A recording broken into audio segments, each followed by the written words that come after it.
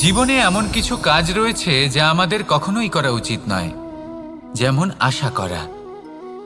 যদি আপনি আশা করেন আর আপনার আশা পূর্ণ না হয়, আপনি খুবই কষ্ট পাবেন।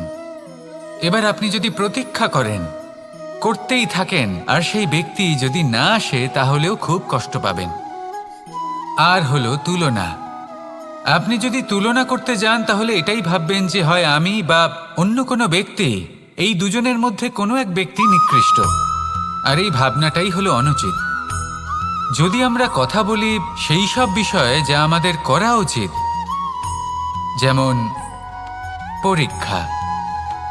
এই পরীক্ষা সবসময় আমাদের আরো সফল করে তোলে, আরো শ্রেষ্ঠ করে তোলে, আরো উৎকৃষ্ট করে তোলে। আসন্ন মহাসংগ্রামের জন্য আমাদের প্রস্তুত করে তোলে এই পরীক্ষা। তাই এই পরীক্ষার থেকে কখনোই পালাবেন না, এর সম্মুখীন হন। আর হলো কর্ম। কর্ম করা কখনোই বন্ধ করবেন না। তুলনা করার বদলে কর্ম করুন, প্রতীক্ষা করার বদলে কর্ম করুন, আর আশা করার বদলে কর্মই করুন। জীবন সফল হয়ে যাবে। দেখুন, সবার শেষে সত্যি বলতে এই কর্ম আর এই পরীক্ষা, এই দুই আমাদের জীবনকে সুখী করে তুলতে পারে।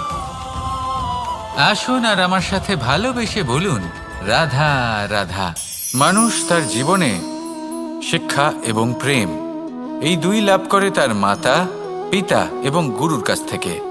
কিন্তু মানুষ সবথেকে বেশি ভালোবাসে নিজের মাতাকে, কারণ মাতা খুব নির্মল চিত্তে ভালোবাসে, শান্ত মনে আমাদের অন্তরে শক্তির সঞ্চার করে থাকেন, আমাদের উৎসাহ দেন, বলশালী করে তোলেন। ব্যাপারটা কিন্তু এমন নয় যে আমরা নিজেদের বাবা বা গুরুকে ভালোবাসি না, তাদেরকেও আমরা অত্যন্ত ভালোবাসি, শুধু ওনাদের কঠোর ব্যবহার দেখলে আমরা একটু ভয় পেয়ে যাই। এবার ওনাদের এই কঠোর ব্যবহার আমাদের ভালো না লাগলেও অত্যন্ত আবশ্যক, কারণ মাতার থেকে আমরা যে শক্তি লাভ করি তা যেন নিয়ন্ত্রণ হারিয়ে বিধ্বংসী না হয়ে ওঠে, আমরা যেন কোনো কুপথে না চলে যাই, আমরা কখনো যেন দোষ না করে ফেলি। শুধু সেই জন্য পিতা এবং গুরু একটু কঠোর হয়ে ওঠেন, এবং ওনাদের এই কঠোর আচরণ ভবিষ্যতে গিয়ে আমরা অবশ্যই বুঝতে পারি। জীবনে কিছু বছর আমরা এগিয়ে যাই আর তারপর আমরা বুঝতে পারি যে বাবা এবং গুরু আমাদের যথেষ্ট ভালোবাসতেন, কিন্তু ওনাদের ভালোবাসার বহিঃপ্রকাশ আলাদা। প্রয়োজনীয় হলো এটা দেখার, এটা বোঝার যে শুরু থেকে আমাদের প্রতি ওনাদের আচরণ কেমন ছিল। ওনাদের কঠোর হওয়ার পেছনে ওনাদের ভালোবাসাটা বোঝার চেষ্টা করুন, ওনাদের চিন্তাটা বোঝার চেষ্টা করুন, ওনাদের পথপ্রদর্শনের আড়ালে আপনার ভবিষ্যতের জন্য যে পরিকল্পনা ওনারা করেছেন সেটা বোঝার চেষ্টা করুন। তখন আপনারা বুঝতে পারবেন ওনাদের ভালোবাসাকে। আপনার মনের মধ্যে আপনা থেকেই ওনাদের প্রতি সম্মান জেগে উঠবে। নিজের পিতা এবং নিজের গুরু, এই দুজনের প্রতি কৃতজ্ঞতা প্রকাশ করুন আর আমার সাথে ভালোবেসে বলুন, রাধা রাধা। আমি অনেক সংখ্যক মানুষকে দেখেছি, তাদের কাছে অত্যাধিক জ্ঞান আছে, শিল্প আছে, ধন আছে, কীর্তি আছে, কিন্তু তারা এই সব কিছু নিজেদের কাছেই রাখেন, এই সমাজে বিতরণ করেন না। কারণ হলো ভয়। ওনাদের মনে হয় যে যদি আমি এই সব কিছু সমাজে বিতরণ করি, তাহলে সমাজ আমার শিল্প হোক, ধন হোক, জ্ঞান হোক, কীর্তি হোক, সবকিছু চুরি করে নিয়ে যাবে, আর তার বদলে আমি কিছুই পাবো না। এটা কিন্তু সত্য নয়। সত্য হলো এটাই যে যদি আপনি নিজেকে এই সংসারের প্রতি সমর্পিত করেন, তাহলে এই সংসার আপনার প্রতিও সমর্পিত থাকবে। আপনি শুধু ধন, জ্ঞান, কীর্তি, সম্মান পাবেন তাই নয়, বরং এই সমাজ আপনাকে নিজের চোখে হারাবে, মনের মধ্যে স্থান দেবে। তাই এই ভয় ত্যাগ করে দেখুন কিভাবে এই সমাজ আপনাকে প্রেম সমর্পণ করে। আসুন আমার সাথে ভালোবেসে বলুন, রাধা রাধা। জীবন কিসের উপর নির্ভরশীল? ধনের ওপর, বৈভবের ওপর, নিঃশ্বাসের ওপর? না, এই জীবন নির্ভরশীল বিশ্বাসের ওপর। বিশ্বাস নিজের ওপর, বিশ্বাস আমাদের আপনজনের ওপর। কিন্তু যখন এই বিশ্বাস ভেঙে যায়, তখন মানুষের মনও ভেঙে যায়, আর তারপর সে অন্য কিছু করতেই পারে না। তখন কি করা যেতে পারে? তিনটে কাজ আছে যা আপনি করতে পারেন। প্রথম, ভালোবাসা। যাকে আপনি ভালোবাসেন, যারা আপনাকে ভালোবাসে, ভুল যারই হোক না কেন, তার কাছে ক্ষমা চাইতে কখনোই সংকোচ বোধ করবেন না। দ্বিতীয় হলো বিশ্বাস। যারা আপনাকে ভালোবাসেন, আপনাকে বিশ্বাস করেন, তাদের বিশ্বাস কখনো ভাঙবেন না। তৃতীয় হলো আশা। যারা আপনাকে ভালোবাসেন, আপনাকে বিশ্বাস করেন, তাদের আশা আপনার সাথে জড়িত। তাদের থেকে কখনো কিচ্ছু লুকোবেন না। এই তিনটে কাজ করুন আর এই জীবন সুপ্রসন্ন হয়ে বলবে, রাধা রাধা। মানুষের জীবনে দুই ধরনের আবেগ থাকে যা চিরকাল তার সাথে বসবাস করে। প্রথম, স্বপ্ন। দ্বিতীয়, অজুহাত। মানুষ হাজার হাজার স্বপ্ন দেখতে পারে। আমাকে এই কাজ করতে হবে, আমাকে ওখানে ঘুরতে যেতে হবে, আমায় জীবনে এই অসম্ভব কাজ বাস্তবায়িত করে দেখাতে হবে, আদি ইত্যাদি। এবার ঠিক যেমন স্বপ্ন দেখেন, সেইভাবে অজুহাতও খুঁজে নিয়ে আসেন। আমি এই স্বপ্ন পূরণ করতে পারলাম না, কারণ আমাকে কেউ সাহায্যই করল না, কারণ আমি দুর্বল হয়ে পড়েছিলাম, কারণ আমার কাছে সময়ই ছিল না, আদি ইত্যাদি।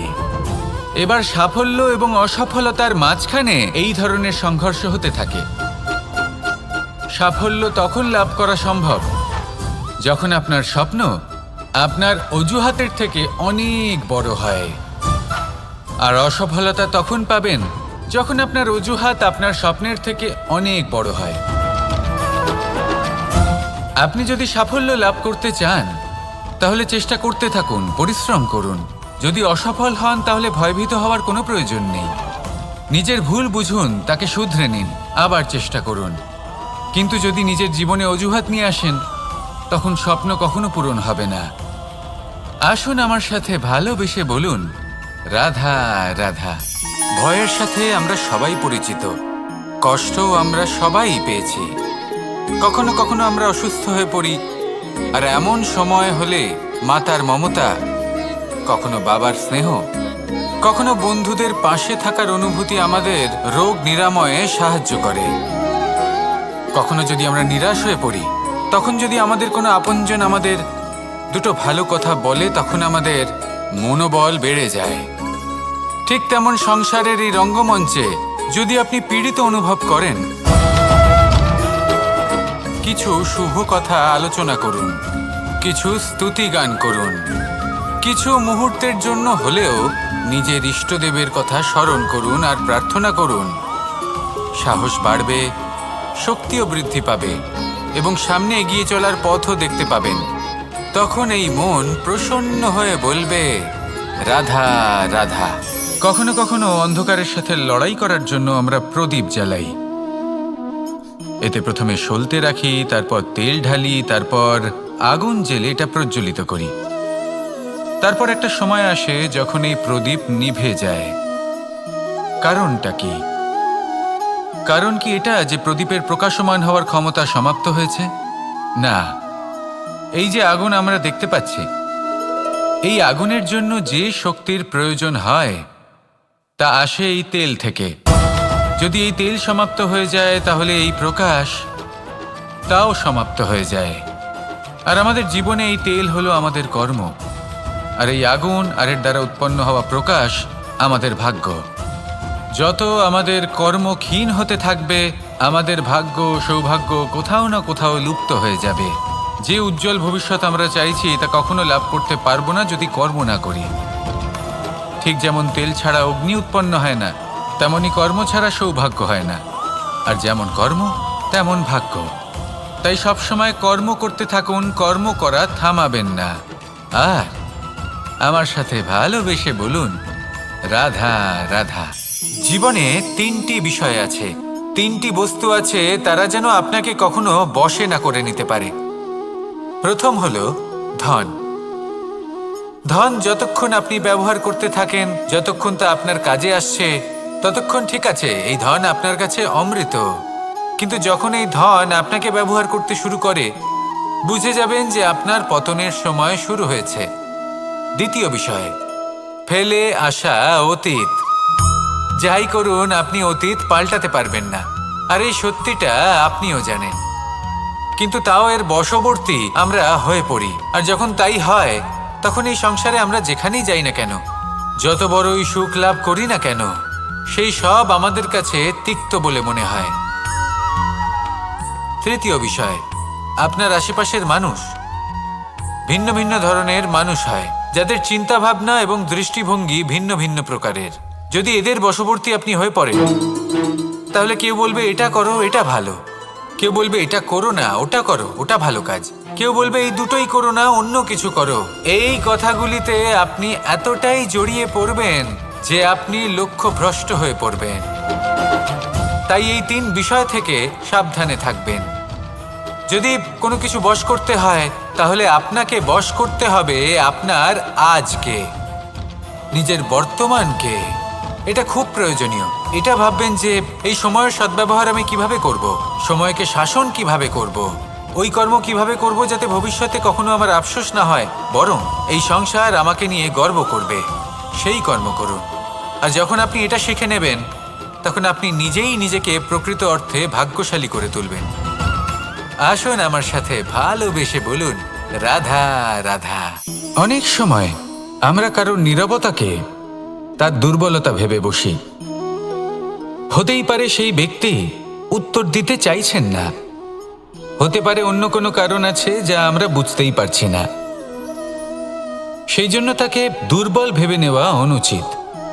দেখতে গেলে এই বিশাল সমুদ্র এও কিন্তু নীরব, শান্ত হয়। কিন্তু যখন সে রুদ্র মূর্তি ধারণ করে তখন কি হয়? সমগ্র সংসারকে বিনাশের পথে নিয়ে যায় এই সমুদ্র, প্রলয় সৃষ্টি করে। সেই জন্য কারোর সহ্য শক্তিকে দুর্বলতা বলে মনে করবেন না, কারণ যদি এই নীরবতা নিজেকে ভেঙে বেরিয়ে আসে, তাহলে তা বিনাশের সমস্ত সীমা পার করে যেতে পারে। তাই এই নীরবতাকে সবসময় বুঝুন, সবসময় একে সম্মান করতে শিখুন, আর আমার সাথে ভালোবেসে বলুন, রাধা রাধা। কখনো কোনো চাতক পাখিকে দেখেছেন? কথায় আছে যে বছরে মাত্র একবার সে তার তৃষ্ণা মিটিয়ে থাকে, আর তাও আকাশে ভেসে থাকা মেঘের দ্বারা ঘটানো বৃষ্টির জলের ফোঁটা থেকে। আর কোথাও থেকে সে তার তৃষ্ণা পূরণ করে না। সারা বছর সে নিদারুণ গরম সহ্য করে, তীব্র শীতও সহ্য করে, শুধু এই আশা নিয়ে যে বছরে একবার অন্তত সেই মেঘের ঘন ঘটা হবে, বৃষ্টি হবে, আর সে তার তৃষ্ণা নিবারণ করবে। এটা আসলে কি? এটা আসলে বিশ্বাস। সেই বিশ্বাস যে বছরে একবার সেই মেঘ আসবে তৃষ্ণা নিবারণ করতে। যেমন দেখুন, একটা সূর্যমুখী ফুল সারা রাত অন্ধকারের সাথে যুদ্ধ করে, কারণ তার বিশ্বাস যে ভোরবেলায় সূর্য তাকে অবশ্যই দর্শন দেবেন। সেটাও বিশ্বাস ছিল যার ওপর ভরসা করে মনু একটা নৌকা নিয়ে বেরিয়ে পড়েছিলেন এবং সমস্ত সৃষ্টিকে প্রলয়ের হাত থেকে বাঁচিয়েছিলেন। সেটাও ছিল ভালোবাসার প্রতি বিশ্বাস, যার ওপর ভরসা করে বানর এবং ভাল্লুক সেনা নিয়ে শ্রীরাম আক্রমণ করেছিলেন সমস্ত বরদানপ্রাপ্ত অসুরগণ এবং রাক্ষসগণের লঙ্কায়, এবং জয় লাভ করেছিলেন। এই বিশ্বাসই হল এই বিশ্বের আশা। বিশ্বাস রাখুন যে আপনি হলেন সর্বশ্রেষ্ঠ এবং শুধুই নিজের কর্ম করতে থাকুন। এই বিশ্বাসের আশাই আপনাকে প্রতি মুহূর্তে বল প্রদান করবে। এ হলো আমার বিশ্বাস। আসুন আর আমার সাথে ভালোবেসে বলুন, রাধা রাধা। যোগাসন। যোগাসনে আসন অত্যন্ত গুরুত্বপূর্ণ। এবার আমি বলবো সবথেকে শ্রেষ্ঠ আসন কোনটি। আশ্বাস। নিজেকে আশ্বস্ত করতে থাকুন যে আমি আছি, সব ঠিক হবে, যা হচ্ছে ভালোর জন্য হচ্ছে। এই আশ্বাস আপনাকে জীবনে এমন ধন্যাত্মক বিশ্বাস দেবে যে আপনি বড় বড় সমস্যার সমাধান করতে পারবেন। এবার যদি কথা বলি সবথেকে কঠিন সময়ের, তাহলে সেটা হলো বিচ্ছেদের। যা মা সীতাকে সহ্য করতে হয়েছে শ্রীরামের জন্য রাধা কৃষ্ণকেও সহ্য করতে হয়েছে। যে ব্যক্তি বিচ্ছেদের সময় সঠিক পথে চলে এসেছে সে জীবনে অনেক শ্রেষ্ঠ স্থানে অবশ্যই পৌঁছতে পারবে। এবার যদি কথা বলি সবথেকে জরুরি এবং গুরুত্বপূর্ণ সময়ের, তাহলে সেটা হলো সংযোগ। সকলকে সাহায্য করতে থাকুন। আপনি অন্যদের সাহায্য করে তাদের যত আনন্দ দিতে পারবেন ততটাই আনন্দ আপনারও জীবনে অবশ্যই আসবে। আসুন আর আমার সাথে ভালোবেসে বলুন, রাধা রাধা। সংসারে সকলে উঁচুতে উঠতে চায়, কেউ নত হতে চায় না। সবাই এটা মনে করে যে নত হওয়ার অর্থ হলো তাদের আত্মসম্মান এবং অহংবোধের বিরুদ্ধাচরণ করা। তাদের মনে হয় যে যদি আমরা নত হই সংসার আমাদের দুর্বল মনে করবে, তাদের শৌর্য এবং তাদের ব্যক্তিত্বের অপমান হবে। কিন্তু এটা কি সত্যি? প্রত্যেকবার নত হওয়ার অর্থ কি সম্মানহানি হওয়া? কখনোই নয়। আপনি নিজের জীবনকেই দেখে নিন। আপনার কোনো অমূল্য জিনিস যদি নিচে পড়ে যায় তাহলে তাকে কিভাবে তোলেন? সেই বস্তুকে তোলার জন্য আপনাকে নত হতেই হবে। আপনি বড়দের আশীর্বাদ কিভাবে লাভ করেন?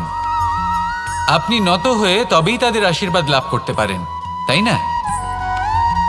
ভেবে দেখুন, আপনি একটা পথে হাঁটছেন, আপনি দেখতে চাইছেন যে আপনি সঠিক পথে হাঁটছেন কিনা, পায়ের নিচে কাঁটা পড়ে আছে কিনা। কিভাবে দেখবেন? আপনাকে সেই মাথা নত করেই দেখতে হবে। এর অর্থ কি? অর্থ খুব সহজ।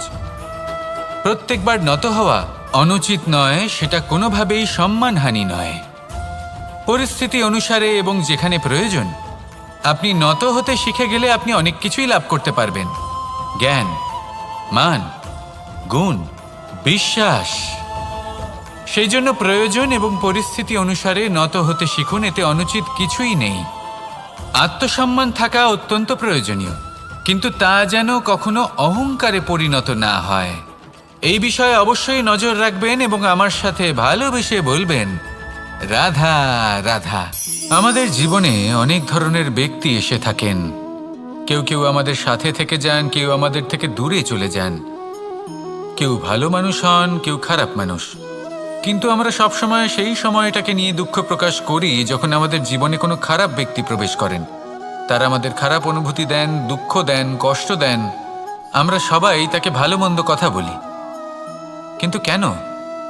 এমন বিভিন্ন ধরনের মানুষ, খারাপ মানুষ, ভালো মানুষ সবার জীবনেই আসেন এবং সকলকেই একটা অমূল্য শিক্ষা দান করে যান। এবার আপনি নিজেই ভেবে দেখুন, জীবনে যখন প্রথমবার আপনি আগুন স্পর্শ করেছিলেন তখন আপনি একটা শিক্ষা লাভ করেছিলেন যে আমাকে আগুনের থেকে একটু দূরে থাকতে হবে।